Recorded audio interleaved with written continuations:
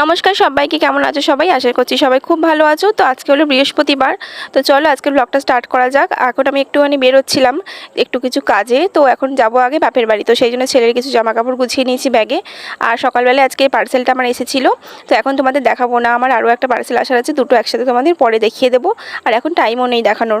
ছেলের দুদিন ধরে জ্বর এসেছে, তো ওকে এর জন্য স্কুলেও পাঠাইনি, তো এখন ওকে নিয়ে চলে যাবো বাপের বাড়ি। ওখান থেকে আমি একটুখানি বেরোবো আমার ভাইয়ের বউয়ের সাথে। তো ময়নার আজকে অ্যানিমাল স্ক্যানের ডেট ছিল, তো ওই জন্য ওকে আমি নিয়ে গিয়েছিলাম। মায়েরও খুব জ্বর হয়েছে, তো মা যেতে পারেনি বলে আমি আর ও গেছিলাম। প্রথমে এখানে ক্রসল্যান্ডে এলাম, এখানে ওর স্ক্যানটা হলো, মানে টেস্টটা হলো আর কি। তারপরে বাবু বলেছিল বিরিয়ানি খাবে, তো ওর মামি ওর জন্য বিরিয়ানি নিল। তারপর মনজিনিসে গিয়ে আবার ওর জন্য পেস্ট্রিও নিল। তো সেসব নিয়ে বাড়ি চলে এসেছিলাম, এসে ছেলেকে খাওয়ালাম, খাইয়ে দাইয়ে তারপরে ওকে ওষুধ ফষুধ খাওয়ানোর ব্যাপার ছিল।